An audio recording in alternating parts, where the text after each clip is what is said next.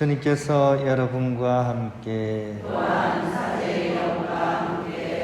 마테오가 전한 거룩한 복음입니다.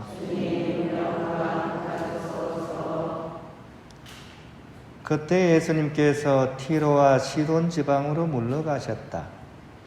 그런데 그 고장에서 어떤 가나안 부인이 나와 다윗의 자손이신 주님, 저에게 자비를 베풀어 주십시오.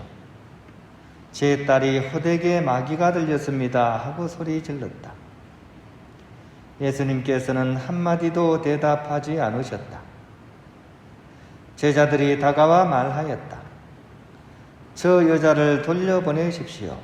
우리 뒤에서 소리 지르고 있습니다. 그제야 예수님께서 나는 오직 이스라엘 집안에 길 잃은 양들에게 파견되었을 뿐이다 하고 대답하셨다. 그러나 그 여자는 예수님께와 엎드려 절하며 주님, 저를 도와주십시오 하고 청하였다. 예수님께서는 자녀들의 빵을 집어 강아지들에게 던져주는 것은 좋지 않다 하고 말씀하셨다. 그러자 그 여자가 주님, 그렇습니다. 그러나 강아지들도 주인의 상에서 떨어지는 부스러기는 먹습니다 하고 말하였다. 그때 예수님께서 그 여자에게 말씀하셨다. 아, 여인아, 내 믿음이 참으로 크구나. 내가 바라는 대로 될 것이다. 바로 그 시간에 그 여자의 딸이 나았다. 주님의 말씀입니다. 네, 평화를 빕니다. 흔히 하는 인사죠. 밤새 안녕하셨습니까? 네, 밤새 비가 엄청 왔죠. 비가 그냥 바가지로 붙듯이 막 잠결에도 비가 그렇게 이렇게 많이 왔는데 아니나 다를까 이 성당에 막 온데 막 물이 새고 오늘 저기 여방에서 저기 레지오 후나 들어갔더니만 이 물 떨어지는 소리가 이렇게 물방울 소나타처럼 똑똑 떨어지는 게 한편으로는 굉장히 듣기 좋은 그런 생각이 나고 옛날에 이렇게 젊은 시절 때 많이 들었던 전인권이의 산호라면 노래가 막 생각나더라고요. 비가 오는 작은 방에 새우잠을 잔다 해도 고운님 함께라면 즐겁고 행복하지 않던가 뭐 이런 노래 가사죠, 그죠? 우리로 따지면 그렇게 비가 새는 집이 있어도 주님께서 함께 하신다면 우리가 어떤 상황과 처지에서도 행복하지 않겠냐 하는 그런 노래 가사인 것 같아요. 그렇게 주님은 따뜻하시고 사랑 많으시고 자애로우시고 그러실 것 같은데 성경을 읽어보면 아닐 때도 나온다 이 말씀입니다. 어떤 때는 너무나 매몰차고 냉정하신 그런 예수님의 모습을 이렇게 우리에게 보여주고 계세요. 오늘 복음을 꼼꼼히 읽어보면요 놀랍습니다. 이 가난한 처지에 그것도 딸아이가 막 이렇게 일종의 정신병이죠. 아주 심한 정신병에 걸려가지고 막 그렇게 고생을 하니까 엄마 입장에서 얼마나 마음이 아팠겠습니까? 그래가지고 그 많은 사람들 가운데서 창피도 무릅쓰고 가서 도와달라고 예수님께 막 청을 했는데 그것도 막 소리 지르면서 그죠? 그냥 점잖하게 얘기해서는 안 되니까 거기에 대한 예수님 반응을 보십시오. 그렇게 간절히 청했는데 한마디도 대답 안 하세요. 쌩깝니다. 너는 지져라 이래 되는 겁니다. 그래도 자존심을 이렇게 누르면서 다시 또 부탁을 했어요. 그러니까 한술 더 뜹니다. 나는 오직 이스라엘 집안에 길 잃은 양들에게 파견되었을 뿐이다. 거절당하죠. 2번이나 거절당했습니다. 이 여인이 다시 다가옵니다. 다시 다가와가지고 엎드려서 절까지 하면서 주님 제발 좀 도와주십시오 라고 눈물로써 호소를 합니다. 근데 보십시오. 예수님 어떻게 하시는지. 강아지들에게 던져주는 것은 좋지 않다. 이게 완전히 요구하는 거 아닙니까? 그죠? 강아지 취급하는 겁니다.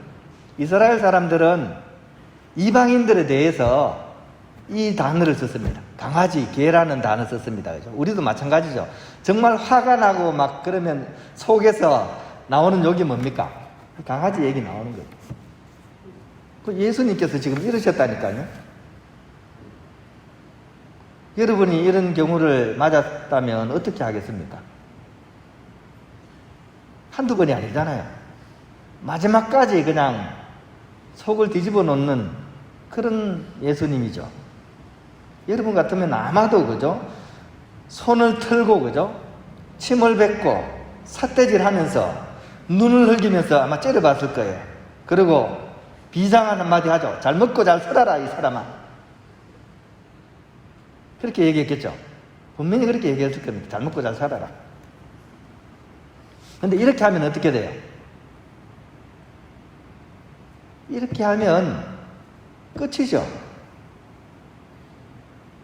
한마디로 끝장나버립니다. 그 예수님께서 왜 이렇게 모질게 이렇게 세 번이나 이렇게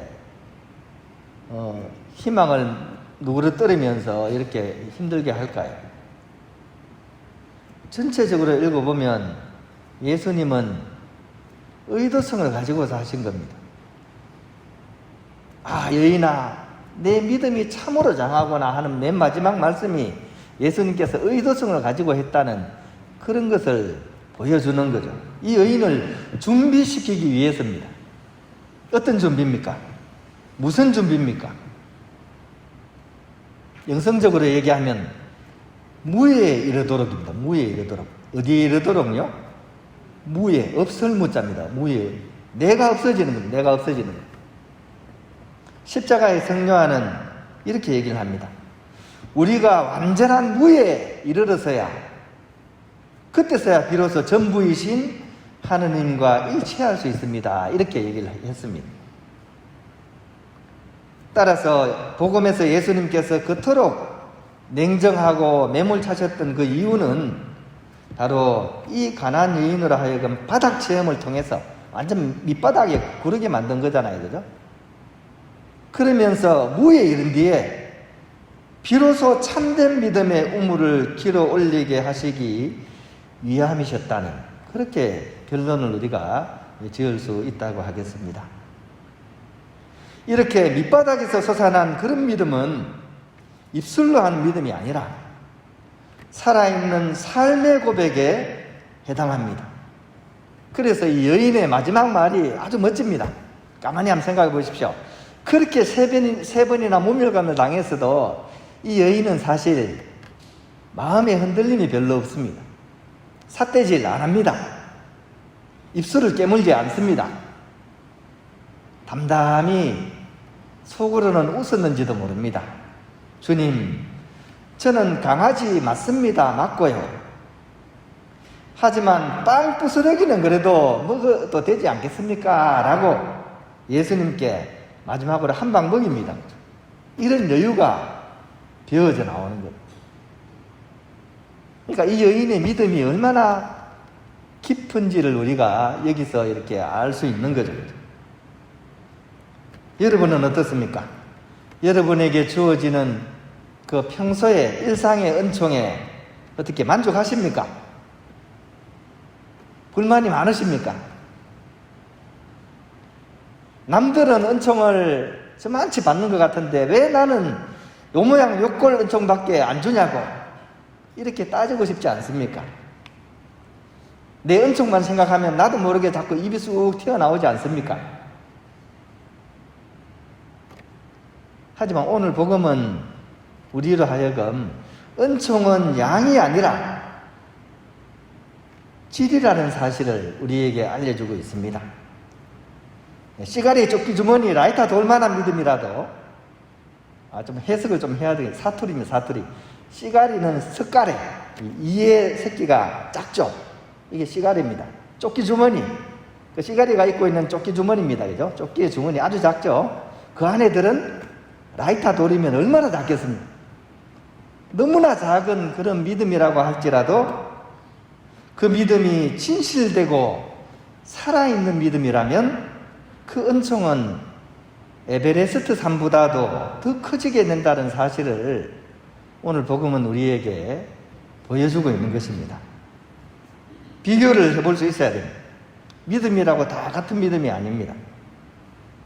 이스라엘 사람에게는 은총이 주어지도 어떤 은총이 주어졌습니까? 빵 덩어리의 은총이 주어졌죠. 그런데 오늘 복음에 나오는 가나안 부인에게는 어떤 은총이 주어졌습니까?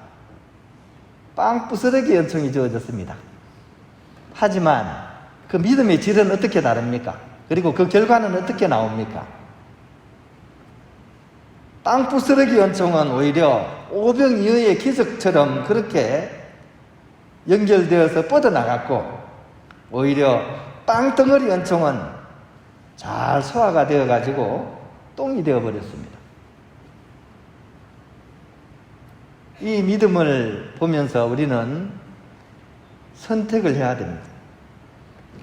똥이 되는 믿음을 살 것인가, 아니면 영혼을 구원하고 살리는 성체의 믿음을 살아갈 것인가, 그것이 문제로다. 연극 대사 같죠, 그죠?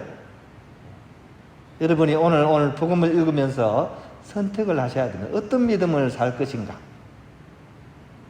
오늘 가나안 부인은 우리로 하여금 참된 믿음이 어떤 것인지를 알려주는 아주 귀한 그런 기부인처럼 우리에게 다가오고 있습니다.